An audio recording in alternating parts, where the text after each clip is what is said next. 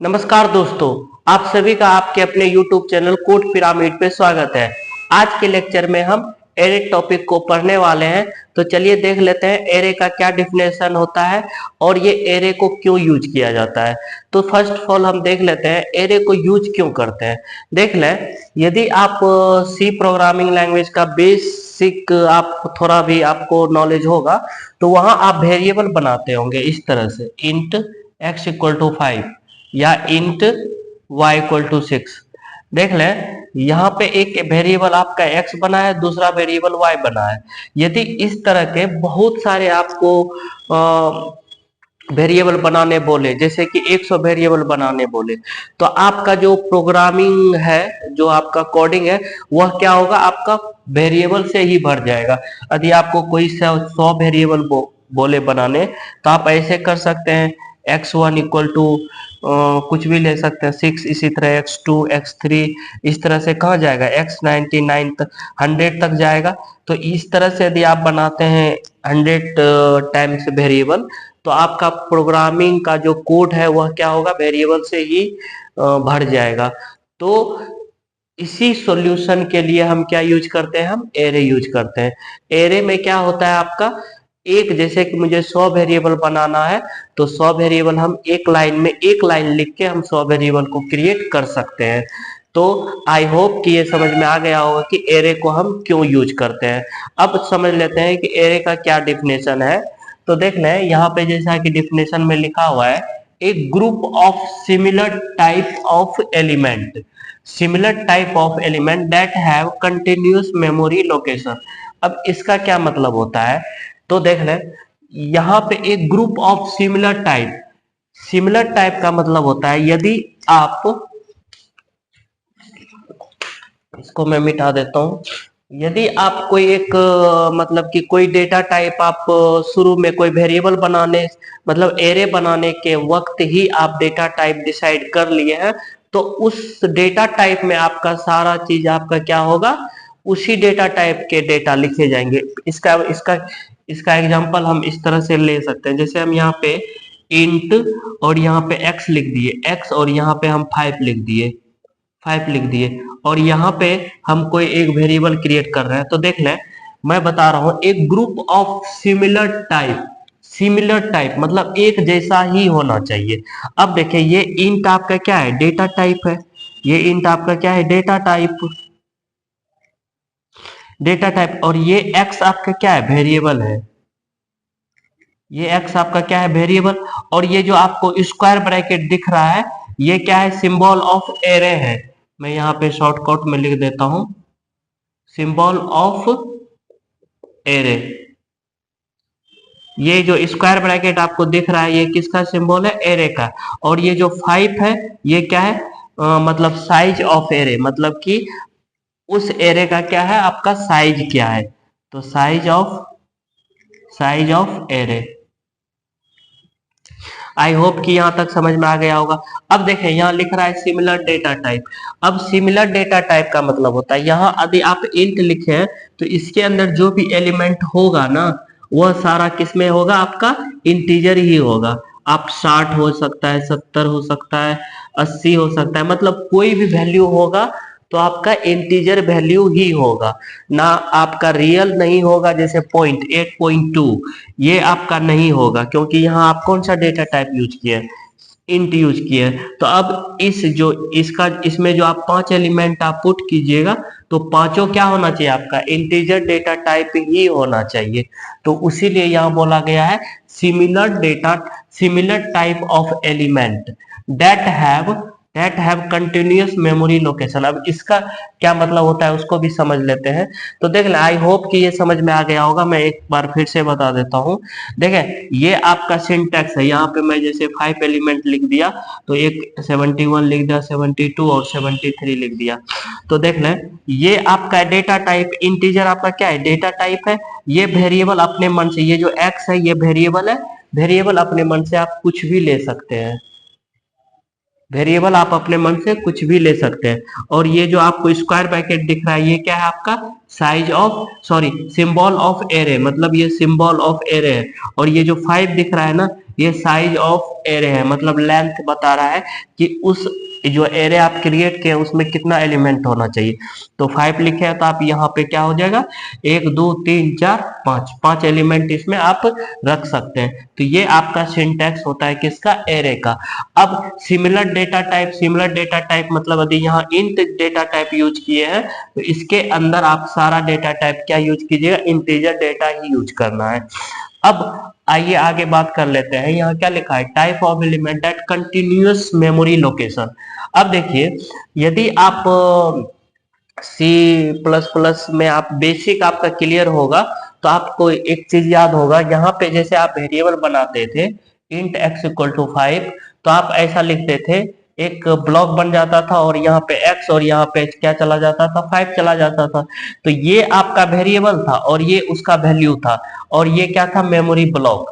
मतलब एक एक पर्सन, यदि हम इस तरह समझे तो उस घर का नाम x है और उसमें रहने वाला मेंबर कितना है, आपका 5 है।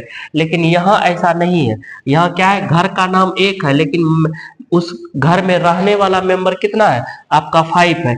तब ये कैसे मेमोरी मैनेज करता है, तो उसको समझ लेते हैं। तो इसको देख लें, इसको एक ब्लॉक मिलता है इस तरह से, और इस पूरे का क्या नाम हो जाएगा, आपका x, क्योंकि ये वाला वेरिएबल आपका क्या है, x है। और यहाँ पे इसको ब्लॉक मिल जाता है इस तरह से, और ये ब्लॉक आपका स्टार्ट कहाँ से होता है, 0 से। तो ये 0 आपको, यही चीज आपका क्या कहलाता है, इंडेक्स नंबर कहलाता है, इंडेक्स नंबर। ये चीज आपका क्या कहलाता है, इंडेक्स नंबर। तो इंडेक्स नंबर आपका हमेशा कहाँ से शुरू होता है, 0 से शुरू होता है। तो ये आपका 0 हो जाएगा, 0 में आपका क्या चला जाएगा, 60 चला जाएगा। इसके बाद फिर ये 1 हो जाएगा, 1 में आपका क्या चला जाएगा, 70 चला जाएगा, फिर 71 चला जाएगा, 72 चला जाएगा, 73 चला जाएगा। ये 0 1, इसके बाद 2 3 और ये 4। तो आप यहाँ पे अब डेफिनेशन पढ़ें, क्या लिखा हुआ है, element that have continuous memory location. मतलब ये जो इंडेक्स नंबर है ना, यहाँ पे आपको जो इंडेक्स नंबर है, ये इंडेक्स नंबर ही आपका मेमोरी लोकेशन होता है। इंडेक्स नंबर ही आपका क्या होता है, मेमोरी लोकेशन होता है। और ये कंटिन्यू रहता है, जैसे 0 से क्या है, 1 है, फिर 1 से 2 है, फिर 2 से 3 है, 2 से और 3 से 4 है। तो इसीलिए मेमोरी लोकेशन क्या होता है, आपका कंटिन्यूस रहता है एरे में। तो आई होप कि ये चीजें आपको एरे का प्रोग्रामिंग लैंग्वेज में क्यों यूज करते हैं वो, और एरे क्या होता है और उसका सिंटेक्स क्या होता है, वो चीज आपको अच्छी तरह से समझ में आ गया होगा। अब चलिए देख लेते हैं एरे का एडवांटेज क्या है, डिसएडवांटेज क्या है और टाइप क्या है। फिर इसको हम प्रोग्रामिंग लैंग्वेज में अच्छे से और भी बेहतर करने की कोशिश करेंगे। अब देखें, एरे का एडवांटेज की बात कर ले तो एरे का फर्स्ट एडवांटेज होता है कोड ऑप्टिमाइजेशन हो जाता है। कोड ऑप्टिमाइजेशन का मतलब होता है कि आप जहां आपको ऐसे समझ ले, जहां आपको यदि बोला जाए कि आप 100 वेरिएबल बनाए, तो आप 1 से कहां तक बनाइएगा, 1 से 100 तक बनाइएगा। तो इस तरह से आप बना सकते हैं इंट x1 x2 x3, इसी तरह कहाँ तक चला जाएगा, x100 तक चला जाएगा। तो इससे क्या होगा कि आपका जो कोडिंग है वह, आपका जो कोड है वह क्या होगा, आपका पूरा वेरिएबल से ही भर जाएगा। तो इसी सॉल्यूशन के लिए हम क्या यूज करते हैं, एरे यूज करते हैं। तो एरे क्या करता है, आपका एक लाइन में आपको 100 1000 50,000 1 लाख वेरिएबल आप एक लाइन में बना सकते हैं। तो आपका क्या हो गया, तो कोड ऑप्टिमाइजेशन हो गया, मतलब कोड आपको कम करना पड़ा है। ठीक है, तो वही होता है कोड ऑप्टिमाइजेशन, मतलब कोड को क्या कर देता है, कम कर देता है। तो आई होप कि ये आपको समझ में आ गया होगा। कोड ऑप्टिमाइजेशन मतलब कोड को क्या करता है, इजी कर देता है। और आपको जहां 100 वेरिएबल बना रहे थे, बार बार वेरिएबल क्रिएट करके x1 x2 x3, तो उसको वो अब ना करके आप एक लाइन में 100 वेरिएबल बना ले रहे हैं। तो क्या हो गया, लेस कोड हो गया, मतलब कि कोड आपको क्या हो गया, कम हो गया। तो वही होता है कोड ऑप्टिमाइजेशन। अब यहाँ क्या होता है, रैंडम एक्सेस। इसको क्या कर सकते हैं हम, डेटा को हम रैंडम एक्सेस भी कर सकते हैं। यदि आपके पास बहुत 1000 डेटा है, उसमें आप चाहते हैं कि हमको कोई भी डेटा को एक्सेस करना, तो ये एरे के थ्रू हम एरे में इंडेक्स के थ्रू हम उस क्या कहते हैं उस इंडिविजुअली डेटा के पास पहुंच सकते हैं। और ये जो आपका इंडेक्स नंबर है वही आपका इसमें क्या कहलाता है, लोकेशन, मेमोरी का लोकेशन कहलाता है। इंडेक्स नंबर ही एरे में आपका मेमोरी लोकेशन कहलाता है। तो वहां आप रैंडम एक्सेस भी आप डेटा को कर सकते हैं। अब यहाँ पे क्या लिख, इजी टू मैनिपुलेट डेटा, आप इसको ये भी कर सकते हैं, मैनिपुलेट भी कर सकते हैं, ठीक है। और यहाँ पे क्या होता है, इजी शॉर्ट डेटा, मतलब शॉर्ट एल्गोरिथम का भी यूज करके आप डेटा को क्या कर सकते हैं, इसमें एक्सेस कर सकते हैं। इसमें आपके बहुत सारे आप एल्गोरिथम के थ्रू भी डेटा को एक्सेस कर सकते हैं। तो एरे आप टॉपिक आपका जो है बहुत इंपॉर्टेंट है हर एक लैंग्वेज में, क्योंकि ये डेटा को एक्सेस करने के बहुत से एल्गोरिथम प्रोवाइड करा देता है। इसीलिए एरे चैप्टर आप बहुत अच्छे से पढ़ लें। तो आई होप कि एडवांटेज आपको समझ में आ गया होगा। अब यदि इसकी डिसएडवांटेज की बात कर ले तो इसका डिसएडवांटेज एक ही होता है। क्या इसमें यदि डिसएडवांटेज की बात कर ले तो इसका डिसएडवांटेज की बात कर ले तो इसमें देखें एक ही डिसएडवांटेज होता है, इसमें जो है ना साइज लिमिट रहता है। साइज आपका क्या होता है, लिमिट।